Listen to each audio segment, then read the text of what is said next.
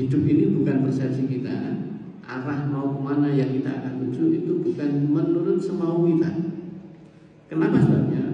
Karena Allah menciptakan manusia itu sudah komplit, termasuk manual hidupnya sudah ada, petunjuk untuk hidup sudah ada, tujuan untuk hidup, diciptakan hidup itu sudah ada.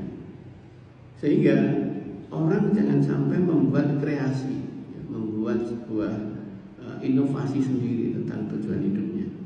Ya. Oleh karena itu tujuan hidup yang pertama itu sebetulnya adalah inna lillahi wa inna ilaihi raji'un. Itu jelas sekali bahwa kita itu dari Allah, maka tujuan hidupnya adalah menuju ke Allah, selalu menuju ke Allah. Sehingga ini gambaran dalam background layar saya ini tidak lain adalah pasar atau anak panah menuju tempat yang harus dituju, ya.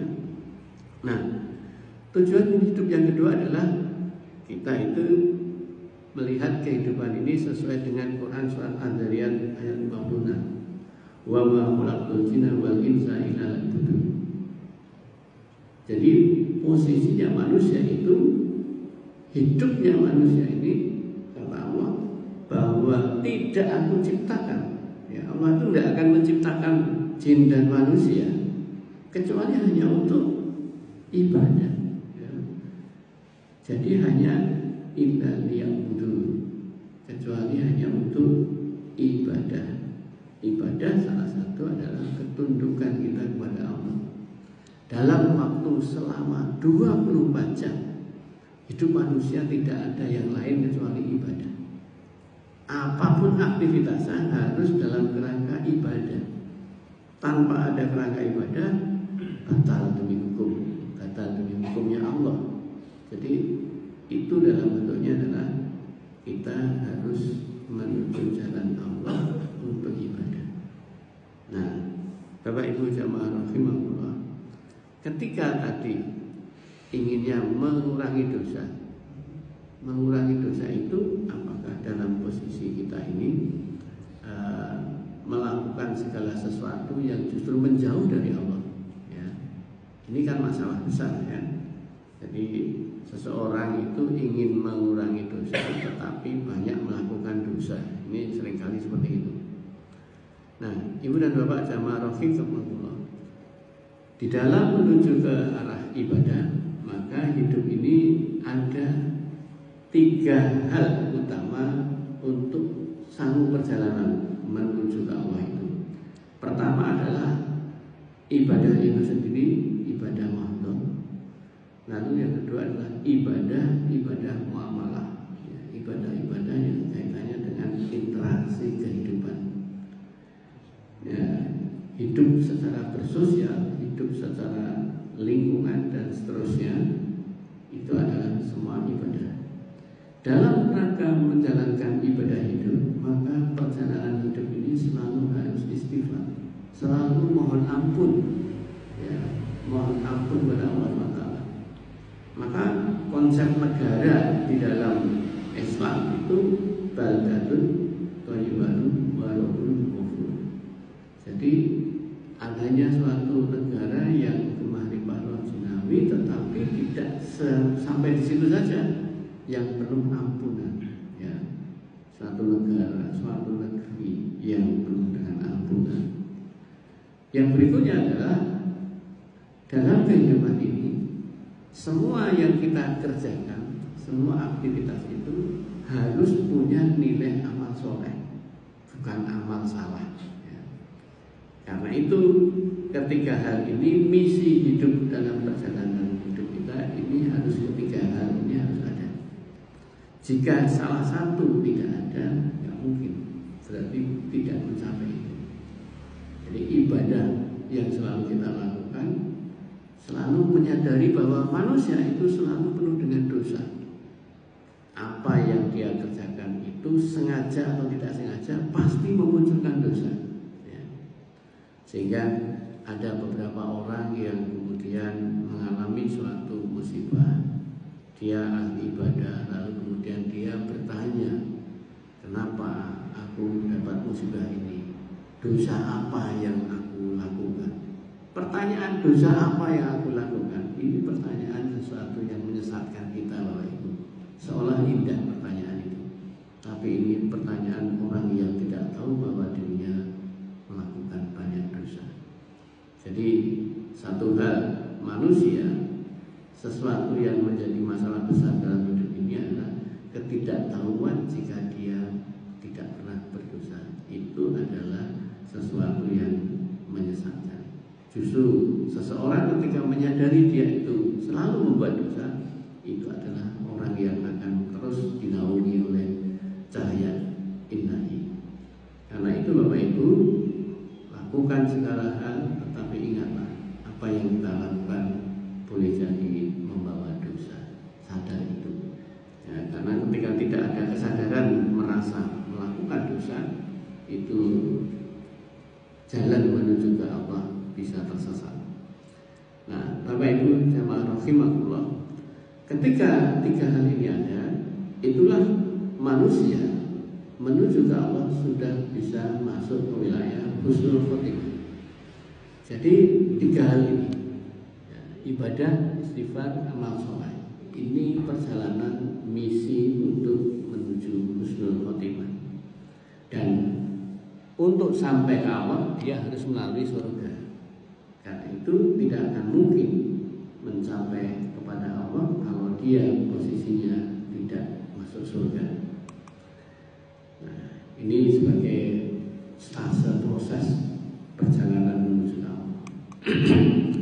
Bapak Ibu jamaah rahimakumullah, yang berikutnya, lalu bagaimana agar kita ini dalam perjalanan tadi selalu fokus menuju satu titik itu? Maka yang kita harus lakukan, selalu ingat, ya, kesadaran diri mengenai ingat selalu ini. Ingat apa Bapak Ibu?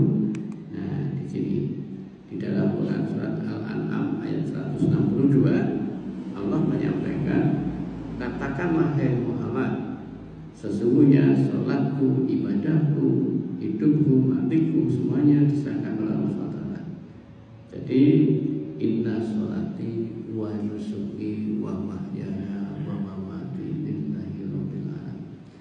Jadi Bapak Ibu jamaah rahimakumullah, ketika manusia melangkahkan kehidupan nafasnya ini, maka posisinya apapun yang kita lakukan, sholat kita, ya, ibadah-ibadah yang secara makhluk maupun yang muamalah ini, maka hidup kita, nafas tarik keluar nafas, kemudian sampai akhirnya sakaratul maut, itu semua hanya bergantung dan tertuju kepada Allah. Di luar itu maka itu adalah menyesatkan, ya. Jadi Bapak Ibu, jangan pernah ada satu tujuan bukan karena Allah. Pasti kita tergoncang kehidupannya, nggak akan pernah bisa tenang, nggak akan pernah hidup bahagia. Karena kunci hidup di sini.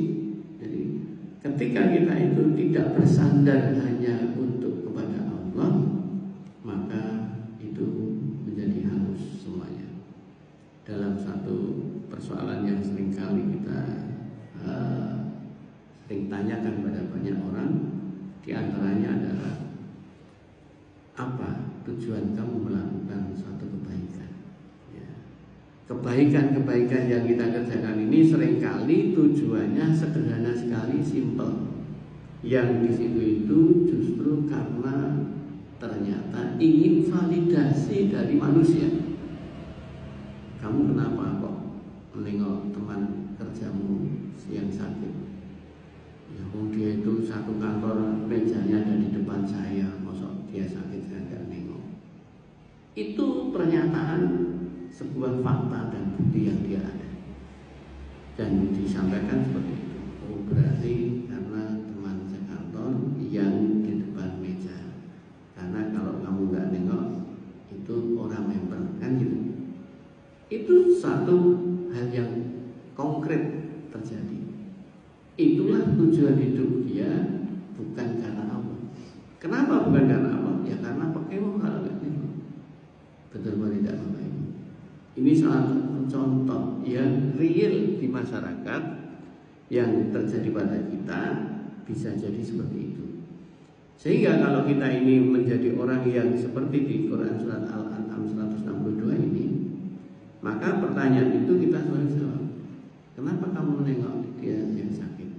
Ya karena ini adalah bagian dari perintah Allah. Saya melaksanakan perintah Allah dan ini adalah amalan soleh yang memang dituntunkan Rasulullah. Nah, itu satu pertanyaan yang tujuannya adalah ridho Allah. Bapak Ibu jamaah rahimahullah. Maka kalau ingin selalu ingat ini agar terniang-niang di dalam diri kita, buatlah ayat ini ditulis, diprint, kemudian ditempel di kamar agar sebuah keingatan kita selalu di situ. Bahkan ditempel di kaca mobil di saat kita nyetir selalu terlihat. Ya. Sehingga baca ini setiap kali mau melakukan sesuatu. Ya. Bahkan ini dijadikan sebuah profil di dalam WA kita. Ya, sehingga kita selalu ingat itu. Ya, supaya saat mau melakukan sesuatu prinsip ini menjadi mengakar. Nah, inilah konsep yang saya sampaikan ini seperti lensa mata tadi, ya. Jadi konsep lensa cembung ini kalau ingin satu fokus maka buatlah menuju satu titik. Jangan menggunakan lensa negatif, bukan lensa bikonkaf, tetapi lensa yang cembung. Ya. Nah, Bapak Ibu jamaah rahimakumullah, karena itu ketika kita itu prinsip hidup kita adalah inna sholati wa nusuki wa mahyaya wa mamati lillahi rabbil alamin, maka pola kerangka berpikir kita itu harus berpikir positif, husnudzon. Kemarin saya membuat vlog ya, yang saya sampaikan di dalam vlog itu bahwa di dalam kehidupan kita ini apapun kejadiannya, apapun peristiwa yang kita alami, tetaplah prasangkakan kebaikan. Ya, prasangkakan kebaikan. Sekalipun itu fakta dan bukti yang ada adalah hal yang tidak kita harapkan. Ya, salah satu contohnya ketika kemarin ada mahasiswa konsul ke saya. Pada saat itu dia mengalami kesulitan belajar dan takut nilainya jatuh. Satu persoalan yang saya sampaikan, tolong keadaan ketika kita belajar, memang saya belajarnya belum bisa maksimal, belum bisa optimal paham apa yang saya pelajari. Tapi ingatlah bahwa apa yang saya pelajari ini Allah nanti akan menolong saya saat mau mengerjakan soal ini, sehingga saya dituntun mengerjakan ini menjadi benar jawabannya. Artinya kenyataannya saya itu belajarnya belum secara maksimal dan gak paham tentang itu. Saya kasih contoh kepada dia. Waktu saya kuliah itu salah satunya saya menjadi mahasiswanya Bapak Dr. Wati praktiknya ya, almarhum ya, tokoh Muhammadiyah yang juga ahli anatomi di Desa Mandar. Itu saya jadi mahasiswanya, diajar biostatistik. Waktu itu beliau masih menjadi staf ahli di Wapres zamannya B.J. Habibie. Saya itu mendapat mata kuliah itu dalam kondisi saya nggak paham biostatistiknya, diajarkan. Waktu ujian saya tetap berprasangka baik, walaupun saya nggak paham. Dan saat ujian saya kerjakan sebagaimana saya semampu saya, dan saya berhusnudzon dan optimis dapat pertolongan Allah. Apa hasilnya? Hasilnya nilainya A. Dalam posisi seperti itu ada salah satu teman saya bertanya, Pak Mbak aku diajari, aku raiso. Saya jawab, saya dapat nilai A bukan karena saya paham, tapi saya dapat nilai A karena pertolongan Allah. Artinya saya kalau mau ngajari apa yang saya bisa ajarkan, mau saya ajar sendiri nggak dong. Bisa dipahami Bapak Ibu. Artinya kenyataan, fakta dan bukti saya itu nggak paham, tapi fokus pada Allah. Allah akan menolong kita. Itulah modal dasar kita. Selalulah husnuzon, berpikirlah positif hanya kepada Allah. Allah masih menolong. Ya, itu. Bapak Ibu jamaah rahimahullah. Modal fokus itu apa? Modalnya agar kita tetap istiqomah, fokus kepada Allah. Nah, maka kita harus yang pertama, ya, saya singkat dengan ISS. Ya, ISS itu apa? Ikhlas. Ya, ikhlas itu apa? Segala orientasi hidup kita hanya ke Allah. Ya. Menerima apa? Ini semua dari Allah. Memberi apa? Semua apa yang diberikan ini hanya untuk Allah. Selesai. Untuk apa hidup ini kalau tidak hanya untuk itu? Jadi ketika kita itu orientasinya ikhlas, iblis pun tak berkeping untuk mampu menggoda kita. Itu jelas. Jadi hidup ini harus ini. I pertama adalah ikhlas. Apa yang kedua? Yaitu syukur. Nah, Bapak Ibu sudah tahu semua ini. Hidup ini harus bersyukur. Tapi masalahnya, piye lah bersyukur. Implementasi syukur itu gak mudah Bapak Ibu. Ya. Di minggu ini, ya, di hari Rabu yang lalu, salah satu persoalan yang saya angkat di radio di Nabawi Mulia jam 9 Rabu, saya mengangkat persoalan yang berkaitan dengan orang untuk bisa bertahan. Ya. Banyak orang mengalami kegagalan hidup itu karena dia tak mampu bertahan. Ya, tidak mampu untuk bertahan. Bertahan itu terhadap suatu tekanan-tekanan dia nggak mampu untuk survival, maka jatuh dia. Orang yang dalam posisi untuk mencapai sesuatu itu mudah. Orang untuk meraih sesuatu itu mudah. Orang mau berprestasi itu mudah. Untuk membeli sesuatu yang dia inginkan untuk dia capai itu mudah.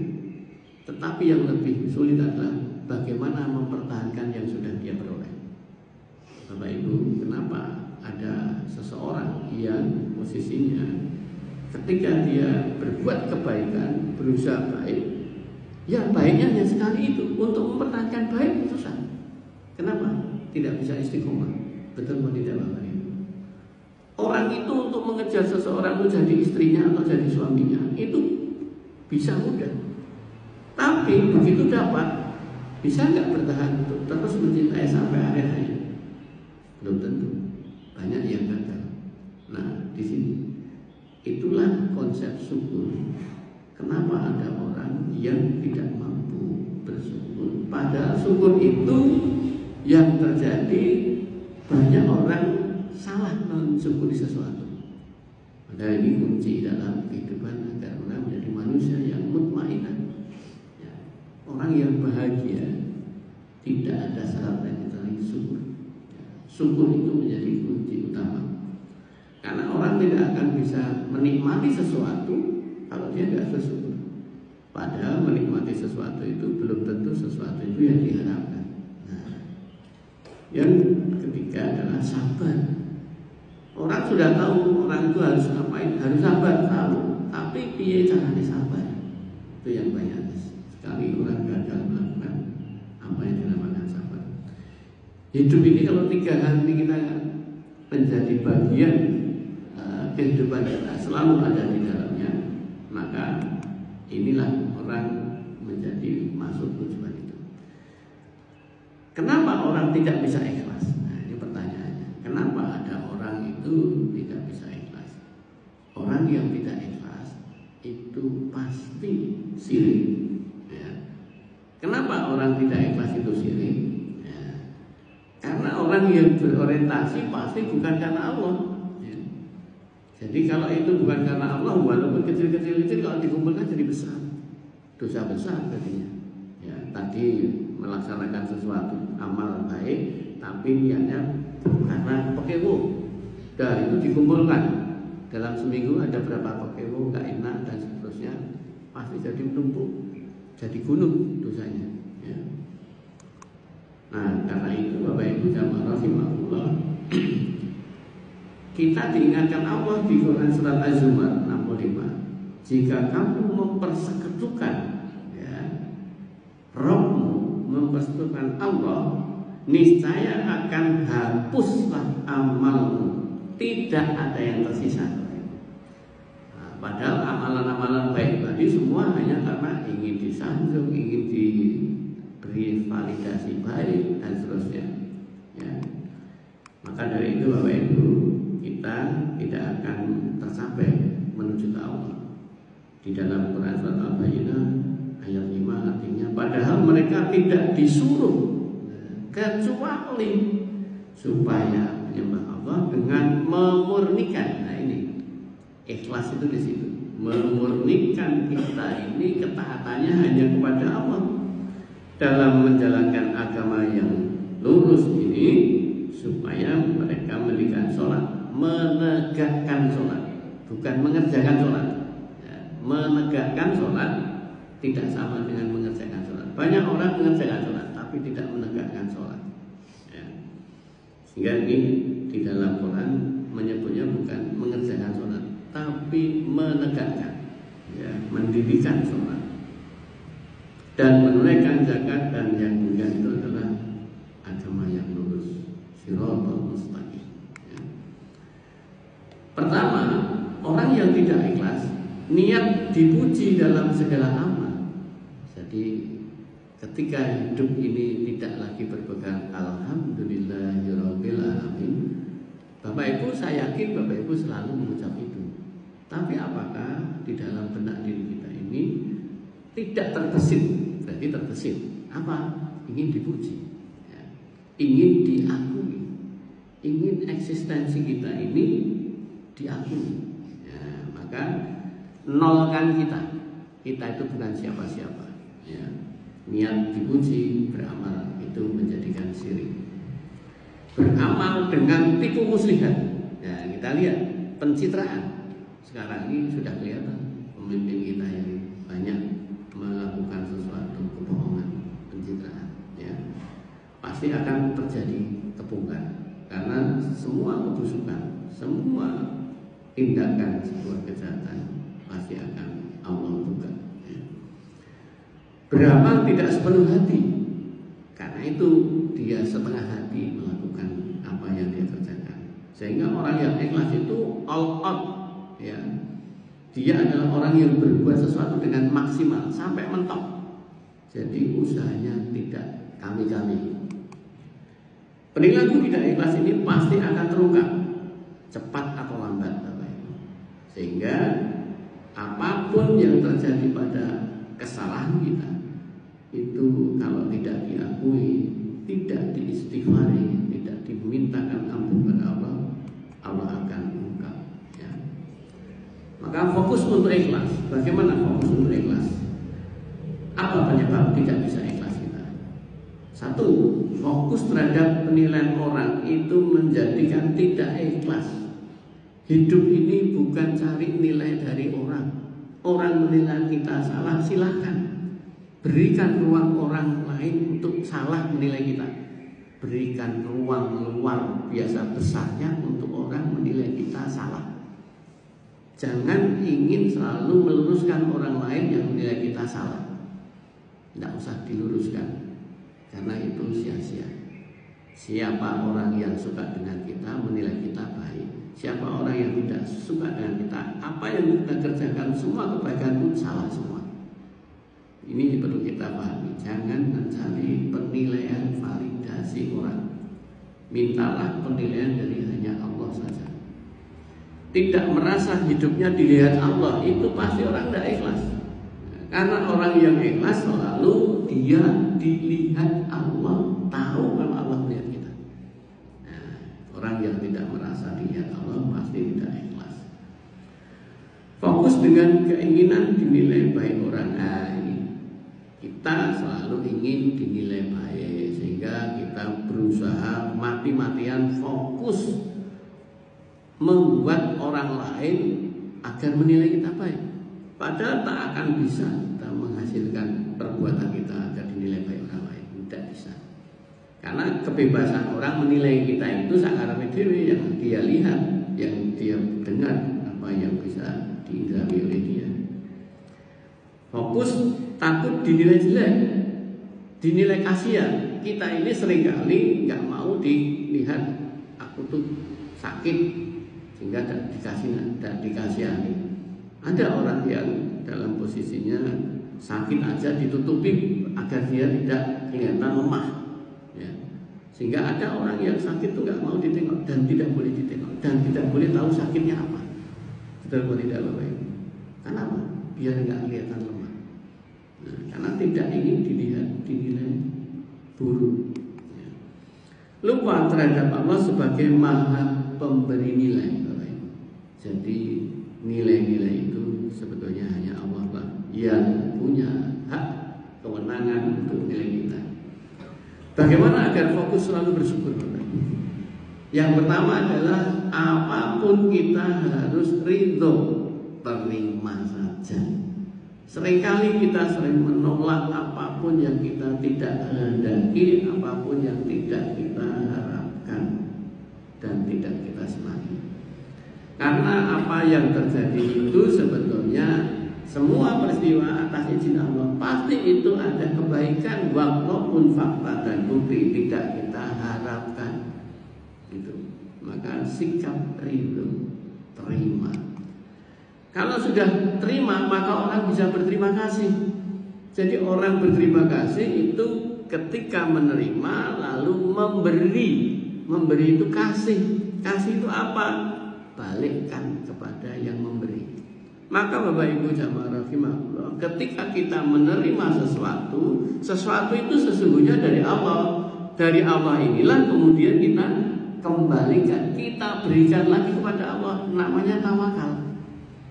Bapak Ibu jamaah rahimahullah, ketika kita menerima peristiwa yang tidak kita senangi, terima saja. Setelah itu tawakal, serahkan pada Allah.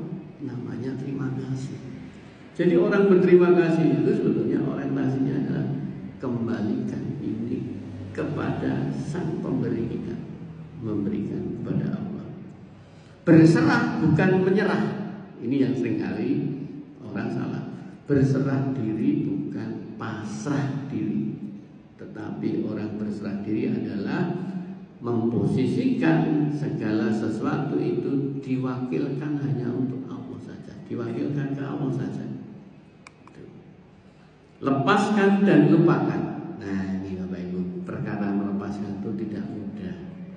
Ternyata banyak orang mencengkeram apa yang dia nggak sukai tadi, dicengkeram dalam benak otak dan hatinya. Itu yang menjadikan orang nggak pernah bisa fokus bersyukur kepada Allah. Karena segala apa yang ada ini, yang tidak menyenangkan ini akan mendelete semua karunia-karunia yang baik-baik dari Allah. Lalu yang keempat apa? Bertindak optimal. Melakukan dengan optimal itu maksudnya melakukan dengan kondisi terbaik. Jadi apapun yang kita kerjakan, optimalkan, berarti kondisikan melakukan yang terbaik yang bisa kita kerjakan.